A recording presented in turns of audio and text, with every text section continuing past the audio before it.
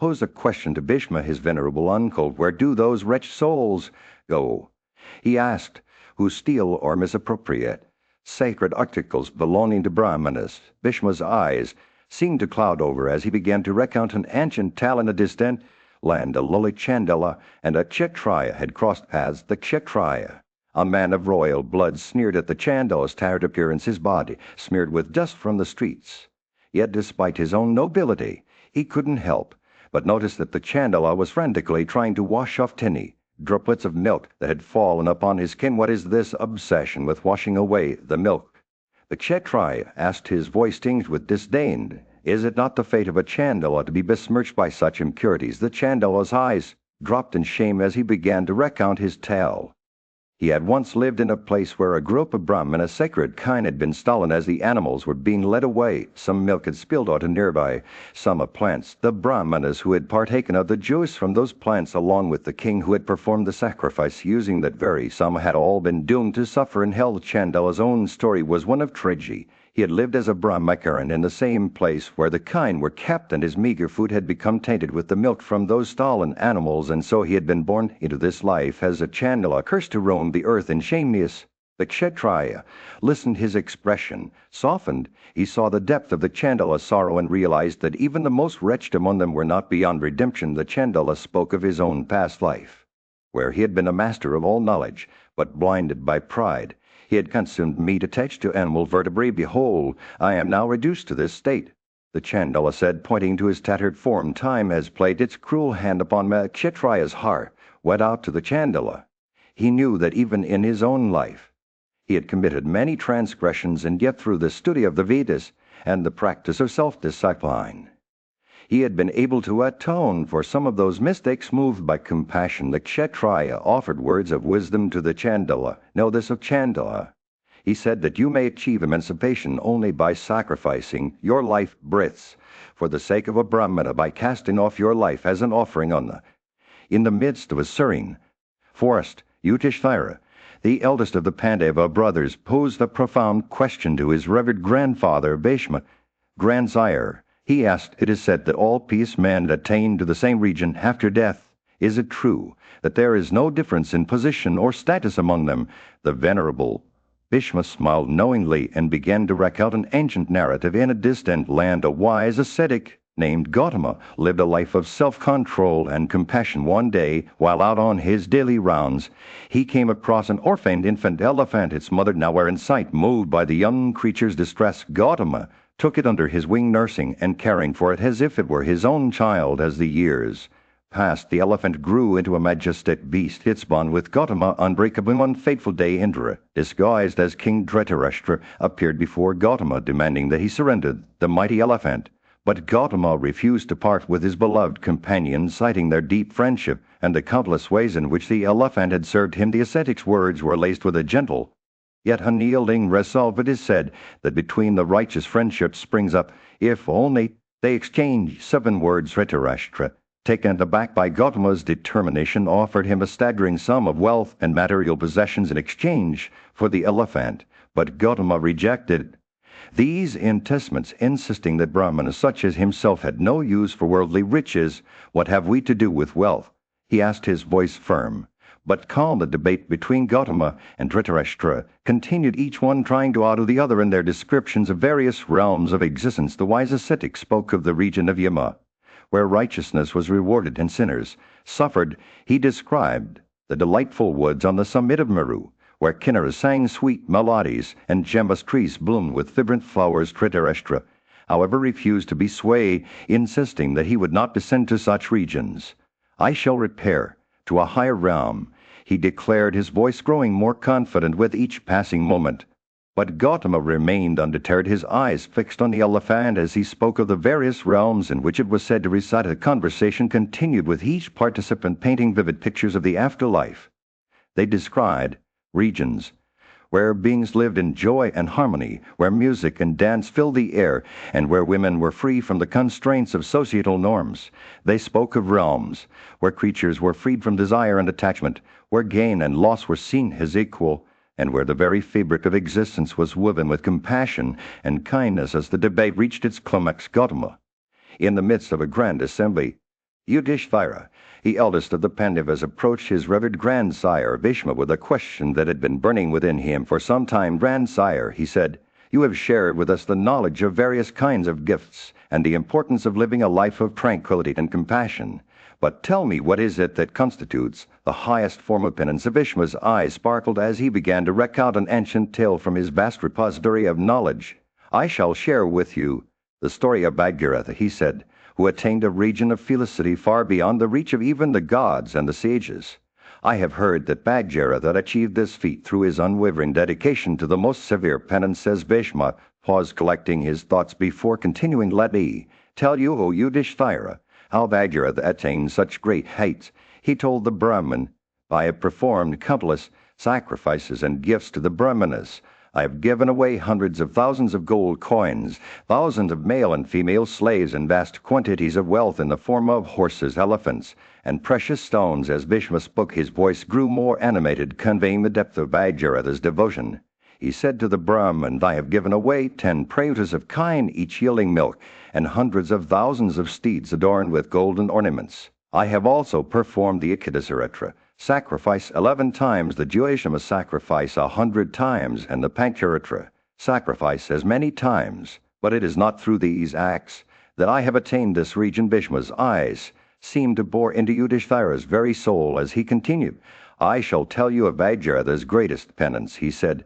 "For 100 years he lived by the side of the holy Janeva river, practicing the most severe austerities and giving away gifts to the Brahmanas. He also made offerings at the Pushkara lakes, where he gave away hundreds of thousands of steeds and kine." As Bhishma recounted the tale, Yudhishthira's face reflected his growing understanding of the depths of Bhagirath's devotion. "And what of the sacrifices, grandsire?" he asked. Bhishma smiled, his eyes twinkling with ancient wisdom. "Bhagiratha performed countless sacrifices, O Yudhishthira, but it is not through these acts that he attained this region." Yudhishthira's mind was reeling as Bhishma continued to recount the tale of Bhagirath's penances. He spoke.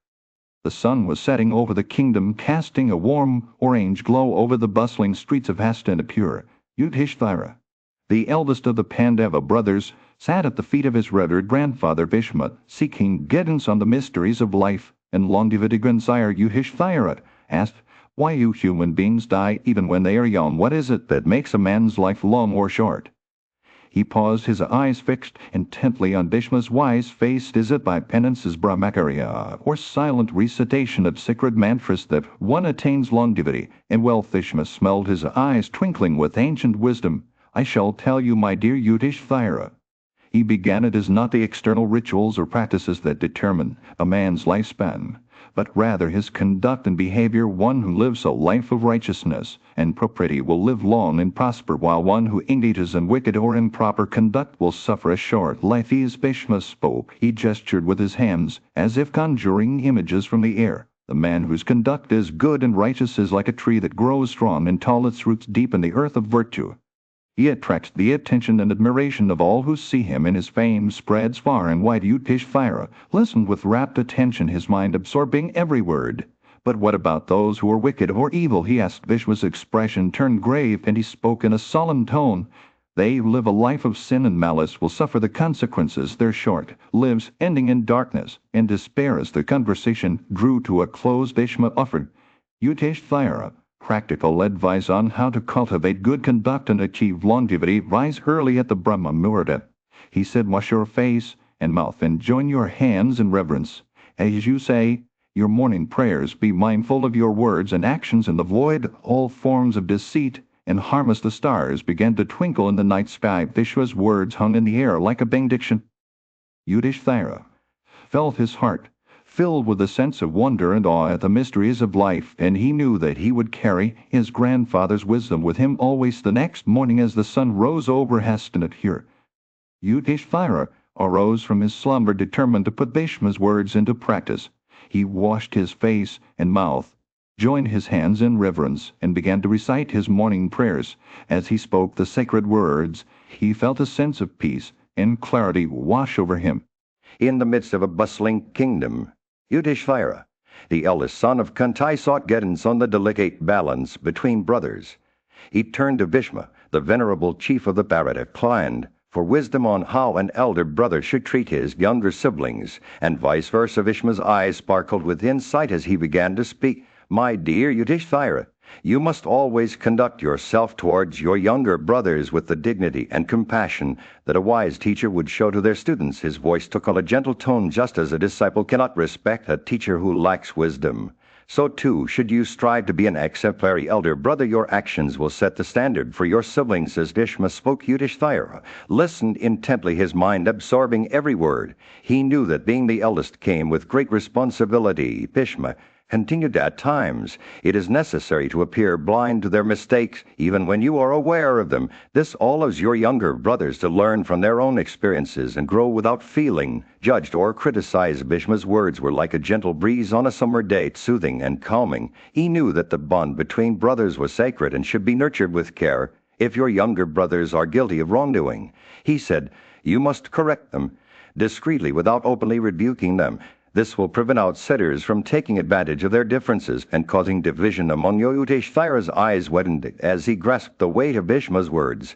He realized that his actions have profound impact, not only on his family, but also on the entire kingdom. If I, as the eldest brother, fail to set a good example, he said, I risk destroying our family's prosperity and reputation. Bhishma nodded gravely. Indeed, my son, you are the guardian of your family's honor and well-being. Your behavior will either strengthen or weaken the bonds between your siblings and their relationships with others. Remember that a sinful person brings only suffering and shame to their loved ones, while righteousness is the highest good. As Yudhishthira listened, he felt his heart expanding with compassion and understanding. He knew that being an elder brother was not just about authority, but also about responsibility and care for those who looked up to him. Bhishma's words were a reminder of the sacred trust placed in him and the importance of living up to it. In the days that followed, Yudhishthira carried Bhishma's wisdom with him, like a beacon guiding his actions and decisions. He strove to be an exemplary elder brother, setting a high standard for his younger siblings and earning their respect and admiration in return. As he navigated the complexities of family dynamics, he remembered the wise words of, in the midst of a tranquil forest, Yudhishthira, son of Kunti, sat in contemplation beside his revered grandsire Bhishma. The prince's eyes sparkled with curiosity as he asked, Grandsire, I have observed that all orders of men, including even the Mlekshas, observe fasts. But what is the reason behind this practice? Is it truly meritorious? Bhishma, wise and venerable, smiled knowingly. He began to recount a tale from his own past, when he had posed similar questions to the illustrious Rishi Angiras. Since Bhishma started, I sought the counsel of Rishi Angiras on this very matter. Angiras, I asked, how is it that Brahmanas and Kshatriyas observe fasts for 3 nights at a stretch? Why do Vaisyas and Sudras, however, limit their fasts to just 1 night? Rishi Angiras' eyes twinkled with ancient wisdom as he replied, for Brahmanas and Kshatriyas, indeed, 3-night fasts are ordained.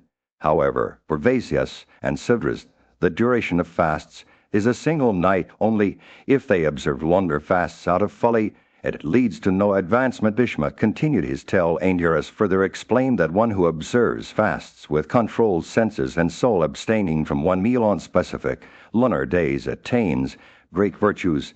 Such a person becomes endowed with forgiveness, beauty, and conversance with scriptures. They become childless and poor no more. As Bhishma's words flowed like a river, he spoke of the rewards that await those who observe fasts for extended periods. He who passes the month of Margashirsha abstaining from 1 meal daily feeds many Brahmanas with reverence and devotion. By so doing, they become freed from all their sins. The prince's eyes widened as Bhishma continued to reveal the secrets of fasting for those who observe fasts for 2 months. Vaisakha, Jyeshta, Ashada, Sravana, Prashtapeta, Aswin, and Kartika specific rewards await them. They become endued with great wealth, a large progeny, and attain to positions of eminence among their kinsmen. Bhishma's voice grew more solemn as he revealed the ultimate secrets of fasting. He who observes fasts for 3 nights every month for 2 and 10 years attains to supremacy among his kin. He who eats once in the forenoon and once after evening, abstaining from drinking in between, and pours libations on his sacred fire daily, attains success in 6 years. As Bhishma's tale came to a close, Yudhishthira listened with rapt attention his heart. In the sacred halls of the Pandava's court, Yudhishthira, the eldest brother, stood before their revered grandsire, Bhishma, with a deep sense of reverence and inquiry. He asked, "O high-souled grandsire, you have spoken eloquently about the virtues of sacrifices, revealing their merits, both in this life and the next. However, I must confess that such grand rituals are beyond our means, for they require an abundance of resources and diverse offerings." Bhishma's eyes sparkled with understanding as he began to reveal a different path, one that was accessible to those who were poor or destitute. "Listen, O Yudhishthira," he said, "there are ordinances first promulgated by the great Rishi Anurus, which, when observed, yield equal merit to sacrifices. These acts, the simple in nature, hold within them a profound power to transform one's life." Bhishma spoke of a man who took only one meal in the morning and another at night, abstaining from all food and drink between for 6 consecutive years. This ascetic practice brought about a remarkable transformation. He acquired a golden chariot that shone like the sun and resided in the realm of Prajapati with celestial damsels who danced to the rhythm of music. The grandsire continued, "A man who fasts for 3 days, eating only one meal every 4th day, and pours libations on his sacred fire daily, attains the high merit of the Vajpayana sacrifice. His chariot is drawn by swans, peacocks, and cranes, and he resides in the region of Indra, surrounded by beautiful apsaras for accomplice." Years as Bhishma spoke, the assembly was transfixed by his words. Yudhishthira's eyes shone with wonder as he asked, "O grandsire, what about those who fast for a longer period? What benefits do they reap?" Bhishma smiled and said, "A man who fasts for 5 days, eating only on the 6th day, and pours libations daily, acquires the merit of the Gonda sacrifice. His chariot is adorned with gold drawn by swans and peacocks, and he sleeps on the lap of apsaras, surrounded by their melodious songs." The assembly was filled with awe as Bhishma revealed the merits of each fast from 1 day to 9 days, each yielding greater rewards than the last. "A man who fasts for 7 days," Bhishma said, "acquires a high merit of the Pundaraka sacrifice. His chariot is like a lotus in color, and he is accompanied by damsels possessed of youth and beauteous." The grandsire continued to reveal the secrets of these ordinances. Yudhishthira's heart was filled with. In the midst of a profound conversation, Yudhishthira, the eldest of the Pandava brothers, turned to his venerable grandsire, Bhishma, with a question that had been weighing on his mind. "Grandsire," he said, "tell me about the greatest of all tirthas. What is it that brings about the highest purity?" Bhishma, wise and knowing, smiled benevolently as he began to explain. "All tirthas possess merit, O Yudhishthira," he said, "but there is one in particular which stands out as a cleanser of men endowed with wisdom. It is called Manasa, an unfathomable and stainless lake whose waters are the embodiment of truth and whose depths are filled with understanding." As Bhishma spoke, his words painted vivid pictures in Yudhishthira's mind. "To body in this tirtha," he continued, "is to acquire the fruits of cleansing freedom from cupidity, sincerity, truthfulness, mildness, compassion, self-restraint, and tranquility. But it is not just those who bathe in Manasa that are considered tirthas. Any man who has transcended attachments, pride, and worldly desires, and who lives a life of simplicity and purity, is also regarded as a tirtha." Bhishma paused, his eyes gazing into the distance, as if searching for the right words to convey the essence of what he was trying to say. "The highest tirtha," he declared, "is one who has knowledge of all things, and who has freed himself from the idea of possessiveness. His gaze is directed towards the attributes of purity, freedom from attachments, pride, and worldly desires, a life of simplicity and self-restraint, and a heart filled with compassion and tranquility." As Yudhishthira listened intently to Bhishma's words, he began to understand that true purity was not just about external cleansing, but about the inner transformation of one's soul. He who has washed himself by self-denial, Bhishma explained, is regarded as truly pure both inwardly and outwardly. And so Yudhishthira realized that it was not enough to simply bathe in sacred waters. One had to cultivate a life of simplicity, compassion, and self-restraint. Bhishma continued his explanation, speaking about the tirthas on earth, particular spots where men could purify themselves by reciting names, performing ablutions, and offering oblations by bathing in both the tirthas of the body and those on earth. He said one can attain success without delay. As Yudhishthira listened, he began to grasp the interconnectedness of all things, how the purity contributed by the tirthas in the body could be combined with that contributed by the... The sun was setting over the kingdom, casting a warm orange glow over the assembly gathered before Yudhishthira.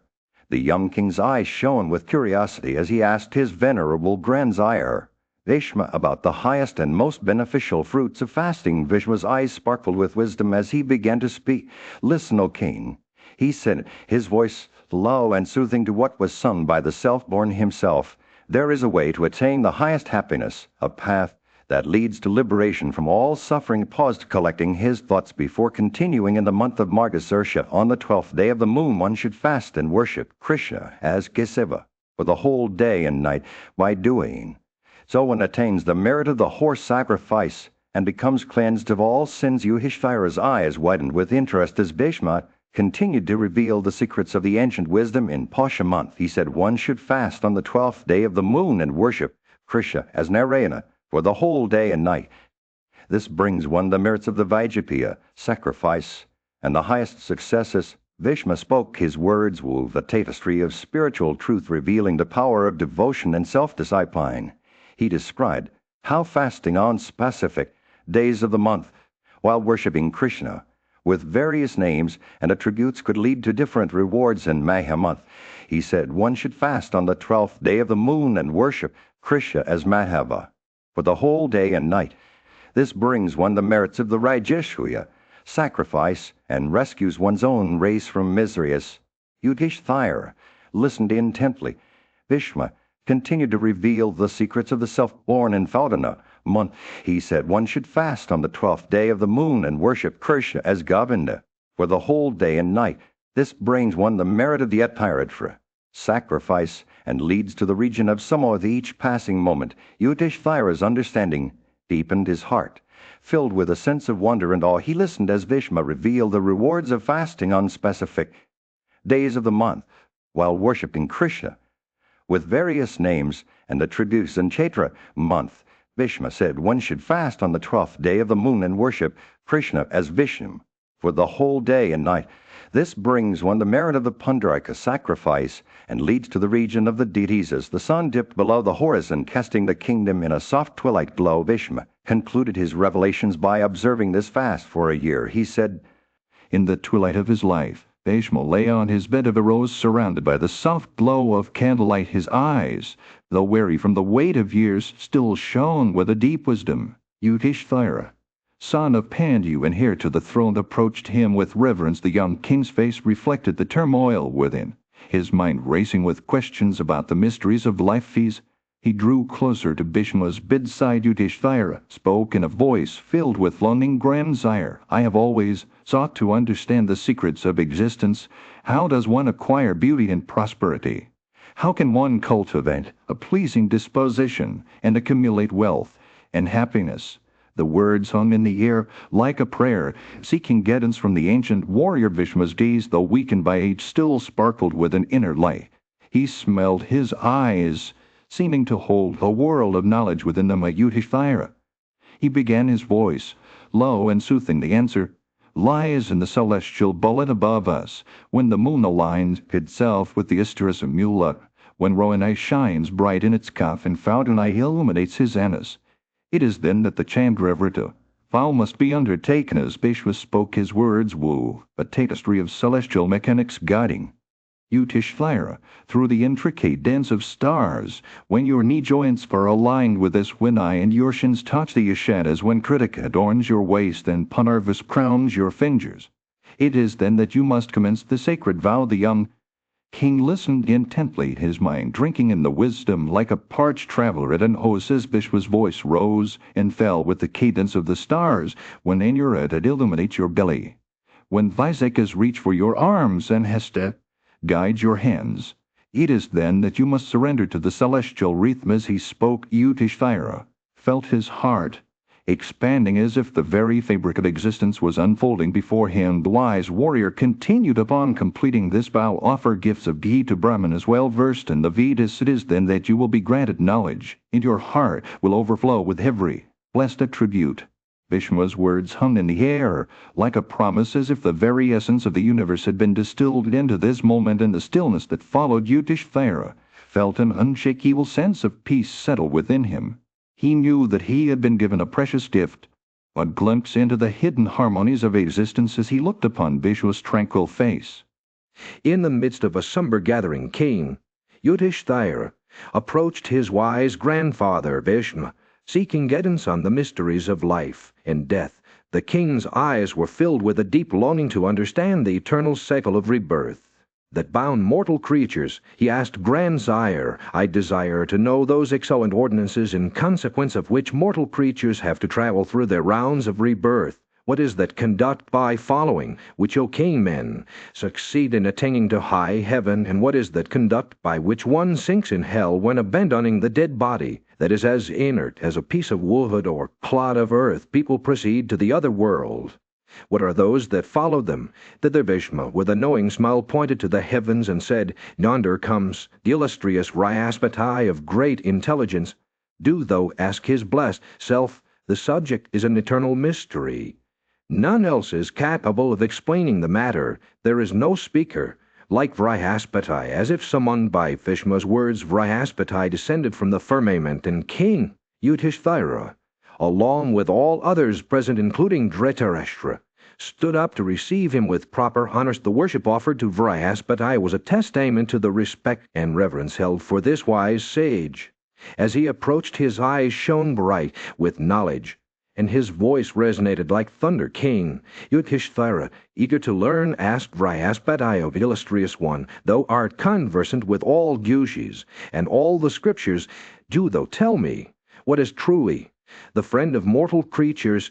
Is it the father or mother or son or preceptor or kinsman or relatives or those called friends?" Vrihaspatai response was like a gentle breeze on a summer day, soothing and enlightening. "One is born alone, O king, and one dies alone. One crosses alone the difficulties one meets with, and one alone encounters whatever misery falls to one's lot. One has really no companion in these acts. The father, the mother, the brother, the son, the preceptor, kinsmen, relatives, and friends, leaving the dead body as if it were a piece of wood or a clod of earth, after having mourned for only a moment, all turn away from it and proceed to their own concerns. Only righteousness follows the body that is thus abandoned by them all." As Vrihaspatai spoke, his words wove a tapestry of wisdom, revealing the truth about the nature of existence. Hence, it is plain that righteousness is the only friend, and that righteousness only should be sought by all one.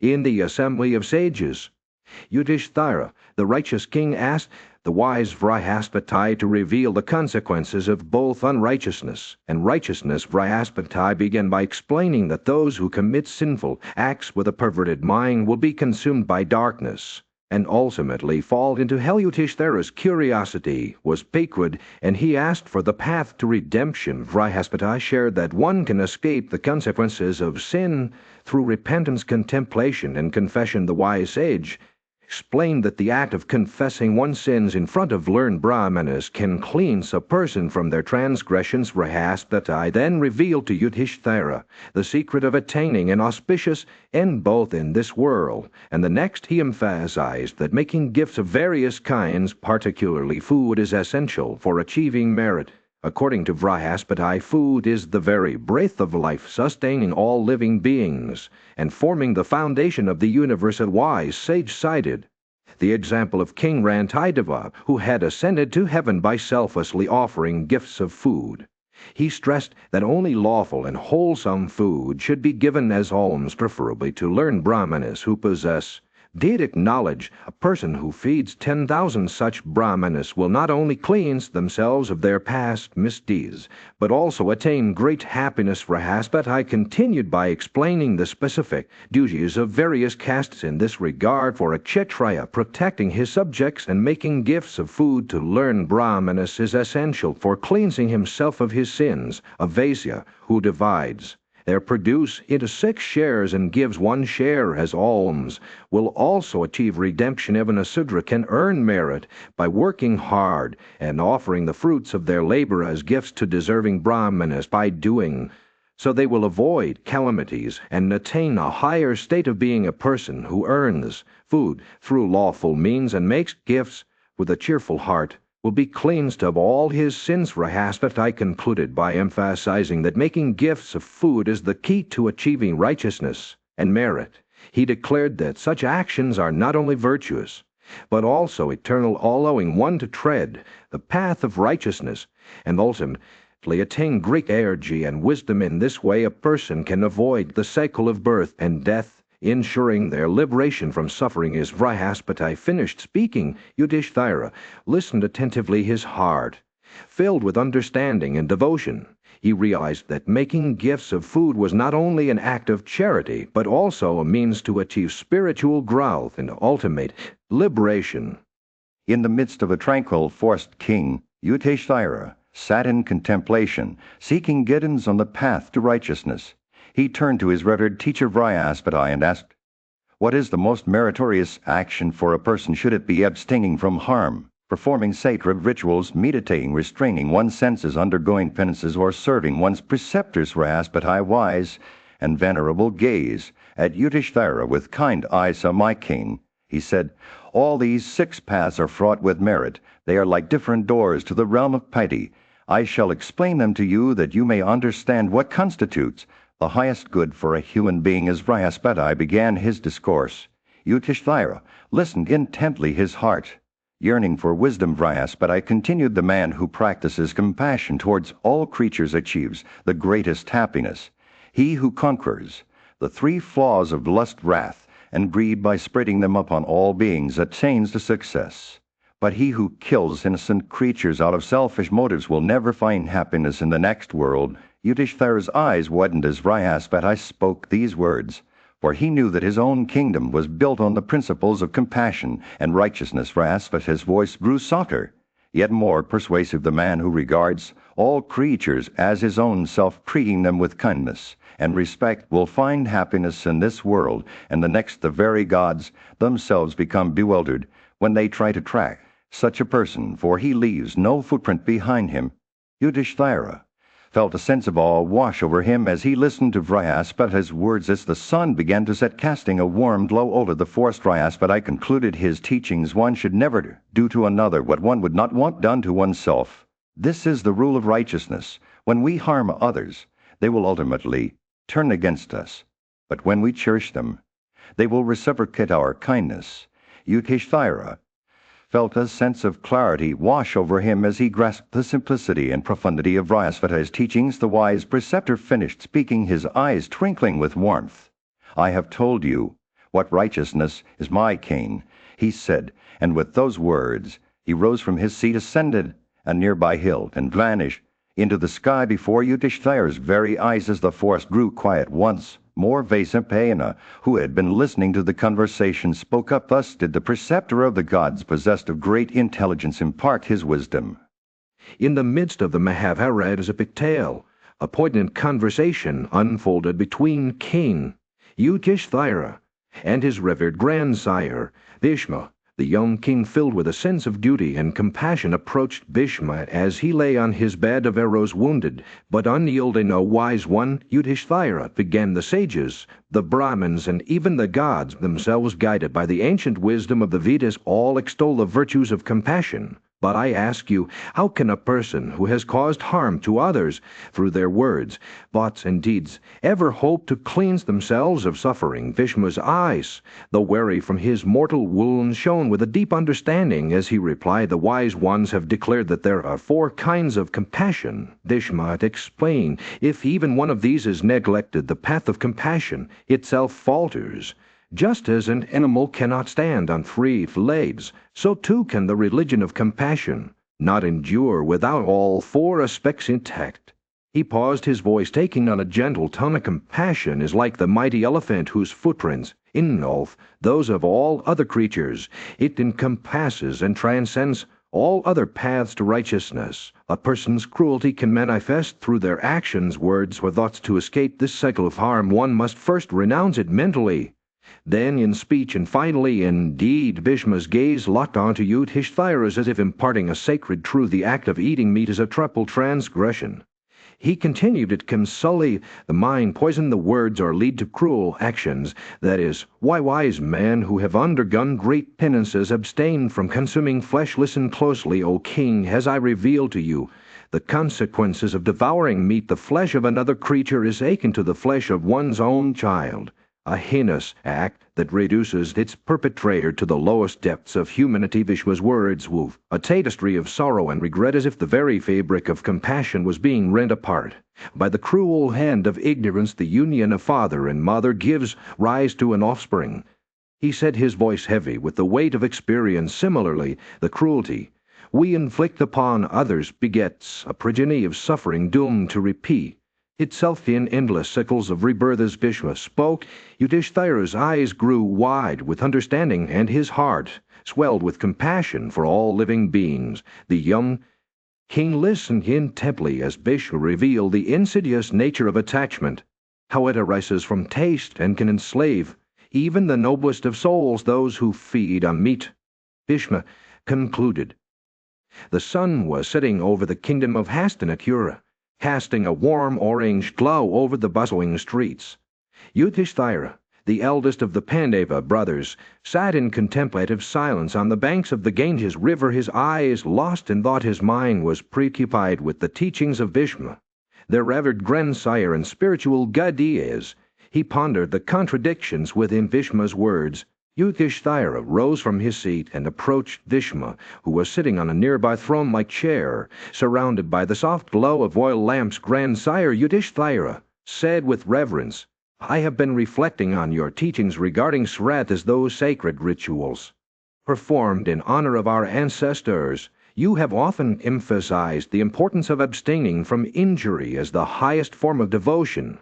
However, you also mention that meat offerings are sometimes necessary in these rituals. Bhishma's eyes sparkled with a knowing glint as he listened to Yudhishthira's query. My dear grandson, he began, his voice like a gentle breeze on a summer day, the highest form of devotion indeed lies in abstaining from injury.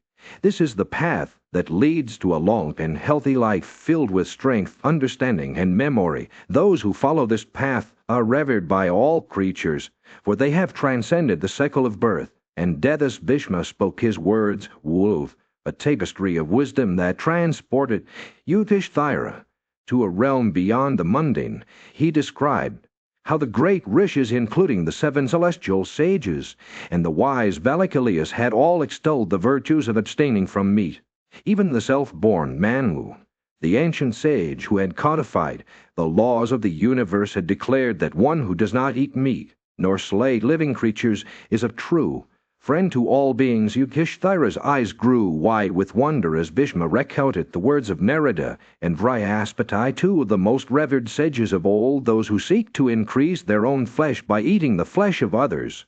Bhishma cautioned meat with calamity in this life and are reborn into inferior families in the next. As the night wore on, the stars began to twinkle like diamonds in the sky above. Yudhishthira listened intently as Bhishma described the 3 kinds of slaughter: that committed by one who kills living creatures for their own consumption, that perpetrated by one who purchases meat from others, and that inflicted by one who binds or seizes living beings, ultimately causing them to die. Bhishma's words painted a vivid picture of the consequences of each act. He who does not himself eat flesh. The sun was setting over the kingdom of Hastinapura, casting a warm orange glow over the bustling streets. Yudhishthira, the eldest Pandava prince, sat on his throne deep in thought. He had been pondering the cruel men who roamed the land, discarding diverse kinds of food and coveting only flesh. They seemed to him like great Rakshasas with no regard for the well-being of others. Yudhishthira's understanding was clouded by this realization. He wondered if there was anything that compared to the taste of flesh. So he sought out the counsel of his grandsire. Bhishma, the venerable warrior sage, was known for his wisdom and knowledge of the ancient scriptures. O mighty armed one, Bhishma began, you are right in your assessment. Flesh is indeed superior to all other foods in terms of taste. It is beneficial for those who are lean, for weak or afflicted with disease, or exhausted from travel. But, my prince, there are great merits The detached man who abstained from it, Bhishma's words were like a balm to Yudhishthira's troubled mind. He listened intently as the old sage continued. One who wishes to increase his own flesh by consuming the flesh of another living creature is meaner and more cruel than any other being. Instead, we should show compassion to the lives of others, just as we would to our own. The prince's eyes widened with understanding as Bhishma explained that flesh originated from the vital seed, and that its consumption was fraught with great demerit. However, the sage added, "If it is sanctified according to the ordinances of the Vedas, there is no fault incurred by eating it." Bhishma went on to recount an ancient tale about Agastya, who had dedicated all deer in the wilderness to the deities and the Pitras. This, he said, was why hunting was not censured, but rather a way for royal sages to practice compassion, while also providing for their needs. The old sage's words were like a gentle stream, soothing Yudhishthira's troubled mind. He spoke of the merits of compassion and how it was the highest form of self-control, gift, penance, sacrifice, presence, friend, happiness, truth, shruti, and ultimately the greatest gift of all, life itself. As Bhishma finished speaking, Yudhishthira felt the sense of peace wash over him. He realized that abstention from cruelty was not just a virtue, but the highest form of living. The prince's heart swelled with gratitude for his grandsire's wisdom, and didn't seem the days that followed. Yudhishthira made it a point to practice compassion towards all living creatures. He came to understand that every being, no matter how.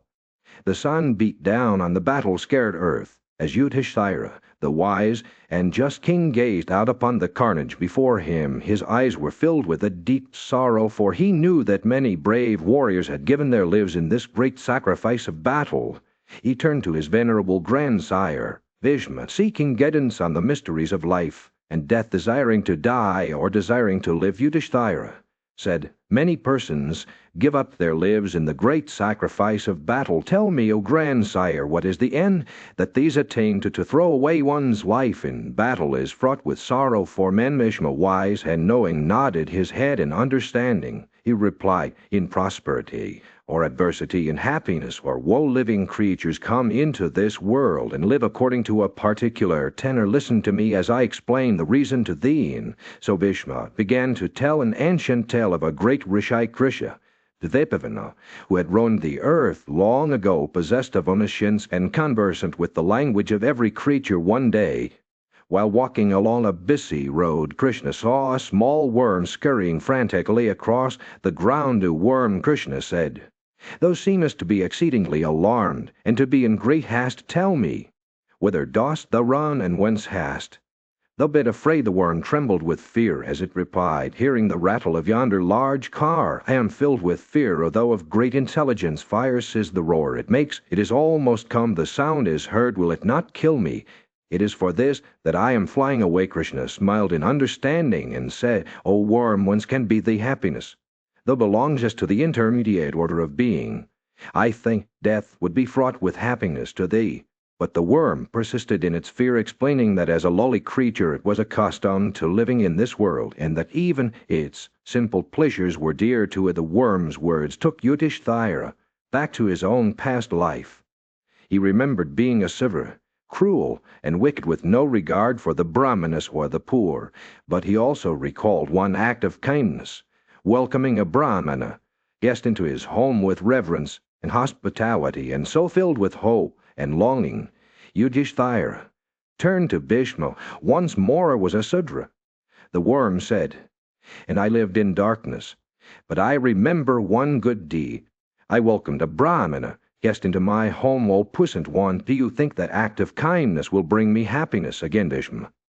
In the scorching sun, a worm lay on the dusty road, its tiny body writhing in agony as it struggled to move. Vesa, the revered sage, gazed down at the creature and spoke in a gentle voice, "O worm, you are not consumed by ignorance.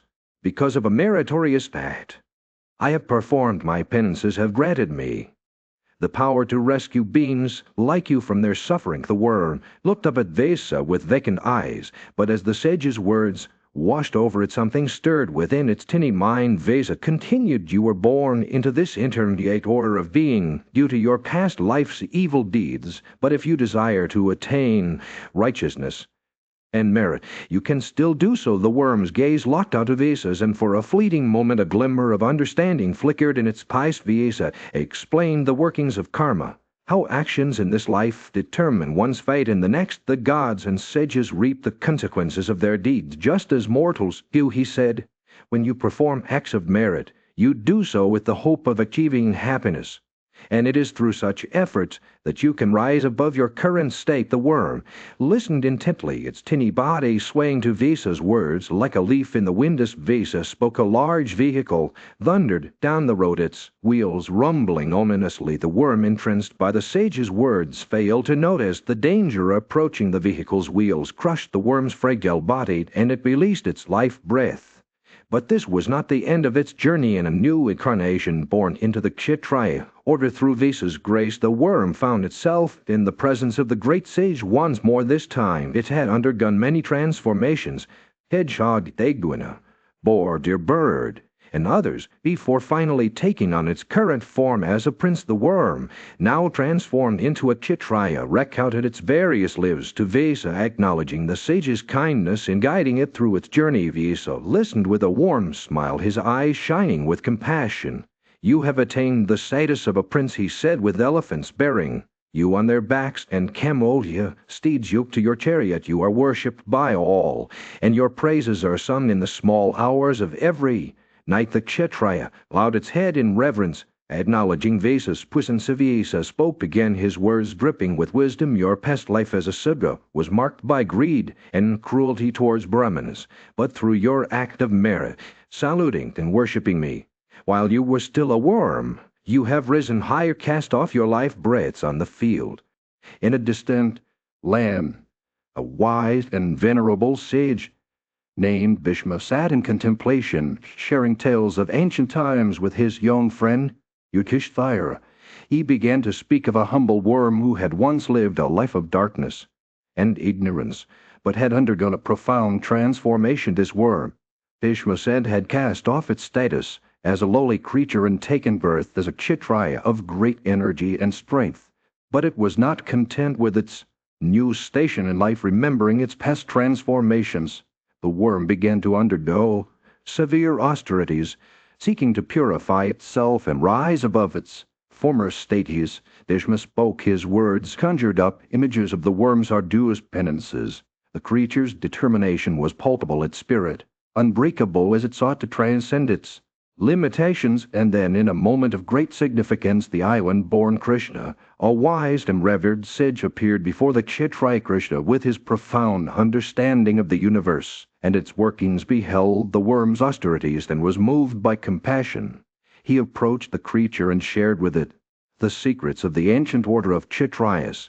"The penances that are pertaining to our order," Krishna said, "consist of protecting all creatures, upholding righteousness, and correcting what is unholy." Visa, another revered sage, spoke next, offering guidance to the worm on its path towards spiritual growth. "You must cleanse your soul, O worm," Visa said, "and conduct yourself with righteousness. Cherish and protect all creatures, judiciously gratifying good desires and correcting what is wrong by doing so you will attain to the status of a Brahmana." The worm, now imbued with a newfound sense of purpose, began to put Visa's words into practice. Despite its initial station in life, it started to protect its subjects, righteously upholding the duty of the Kshatriya order, and as it did so, something remarkable occurred.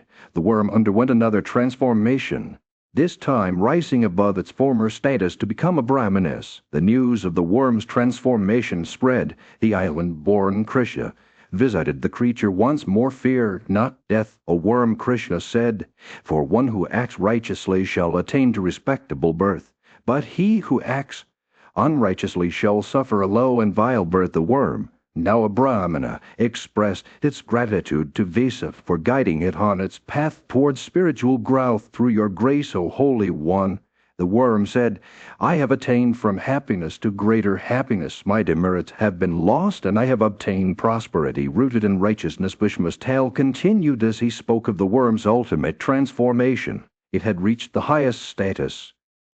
In the midst of a grand assembly, Yudhishthira, the eldest of the Pandava brothers, turned to his revered grandsire, Bhishma and asked, which among knowledge, penances, and gifts is superior? I seek your wisdom, O noble. Bhishma's eyes sparkled as he began to recount an ancient tale from the island-born Krisha's journey. As Krisha wandered the world in disguise, he arrived at the sacred city of Varanasi, where he encountered Maitreya, a sage born into a line of Manu. Seeing Vesa, the revered rishi, arrive, Maitreya welcomed him with reverence and offered him a seat. The two sages sat together enjoying a meal that was both nourishing and delightful. Krisha's laughter echoed through the air as he savored each bite, and Maitreya asked him to explain the reason behind his joy. You are an ascetic, master of your emotions, Maitreya said, yet you seem filled with great delight.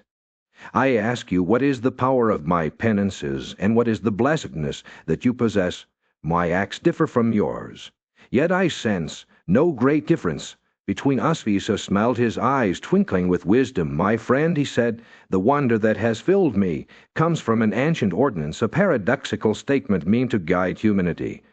The Vedas declare that there are 3 tracks to the highest vows: never to injure, always to speak the truth, and to give gifts freely. These injunctions were revealed by the rishis of old. Following the declarations of the Vedas, Maitreya's eyes widened as Vesa continued, even a small gift made with sincerity can produce great fruits. By giving me this meal you have conquered many realms of happiness, dear Krisha. Your puissance is that of righteousness itself. Your appearance, your fragrance, all testify to it. Vesa's words were like a balm to Maitreya's heart. Your acts are in harmony with the ordinance, he said, superior even to ablutions in sacred waters or the accomplishment of all Vedic vows. Gift is more auspicious than all sacred acts. If it were not so, there could be no question about its superiority. As Vesa spoke, his words illuminated the room, and Yudhishthira's eyes shone with understanding. The track made by those who give gifts, Bhishma continued, is the path trodden by the wise. They are regarded as givers of life breath themselves. The duties that constitute righteousness are established in them. In this way, Vesa revealed to Maitreya the secrets of the universe, the power of gift-giving, the importance of living a life of universal renunciation, and the path. In the midst of a serene forest, Bhishma sat in contemplative silence, his eyes fixed on Vesa, the revered sage. As he pondered the teachings of the ancient one, Maitreya, a wise and learned Brahmin, approached him with reverence. Born into a family blessed with great prosperity, Maitreya was known for his wisdom and vast knowledge. Bhishma's words had stirred something within Maitreya, and he sought permission to share his thoughts with the sage. Vesa, ever willing to engage in conversation, nodded graciously, inviting Maitreya to speak his mind. The air was filled with anticipation as Maitreya began to speak. Your words on the subject of gifts are faultless, O puissant one, Maitreya said, his voice filled with reverence. I am but a humble worshipper of actions, and I have been blessed to be born into a family that has known great prosperity. Your soul shines brightly, cleansed by knowledge and penances. It is as if your presence has awakened something within me. Vesa listened attentively, his eyes twinkling with interest as Maitreya continued to speak. I see that you are endued with high penances, Maitreya said, his voice filled with awe. Your very being radiates the light of knowledge and virtue. I believe it is your grace that has allowed me to comprehend the value of gifts. Maitreya's words flowed like a gentle stream as he spoke about the significance of penances, knowledge of the Vedas, and birth in a pure lineage. These attributes, he said, were the hallmarks of a true Brahmin, one who had transcended the mundane world to achieve a higher state of being. When a Brahmana is gratified, Maitreya explained, the Pitras and deities are also pleased. Without the Brahmana, all would be darkness, for they are the guardians of knowledge and the keepers of tradition. They are the ones who distinguish between righteousness and unrighteousness, truth and falsehoodness. Maitreya spoke his words wove a tapestry of understanding, revealing the intricate web of relationships that bound individuals together. He explained how gifts to a Brahmana possessed of great learning could reap great merit, for such a person was not just a recipient, but also a catalyst for growth. The ignorant Brahmana, Maitreya said, destroys what he eats by consuming food offered as a gift without understanding its true significance. On the other hand, the Brahmana who possesses knowledge and virtue becomes the subjugator of the food he eats, transforming it into something greater. In this way, Maitreya's words illuminated the subtle dynamics at play in the world of gifts and offerings. He spoke of the interdependence between giver and receiver, how both parties were equally. The venerable Bhishma sat before the wise Maitreya, his eyes shining with a deep understanding by good fortune. He began, "You possess knowledge that is truly remarkable. Your comprehension of the world's workings is a gift from above, and it is due to the kindness of the deities that you have been blessed with such insight." Bhishma's words were like a gentle breeze on a summer day, soothing and calming. He spoke with the depth of wisdom that was evident in every sentence. Those who are virtuous, he continued, applaud all righteous qualities. It is not your personal beauty or youth that has granted you this understanding, but rather the favor of the gods. As Bhishma spoke, his words wove a tapestry of truth that enveloped Maitreya like a warm blanket. He extolled the virtues of penances and deity, lore explaining how they were the means by which one could acquire knowledge and attain to the highest fruits. Penances are sacred, he declared, and through them one can destroy one's sins and evil tendencies. Bhishma's voice rose with passion as he spoke of the power of penances.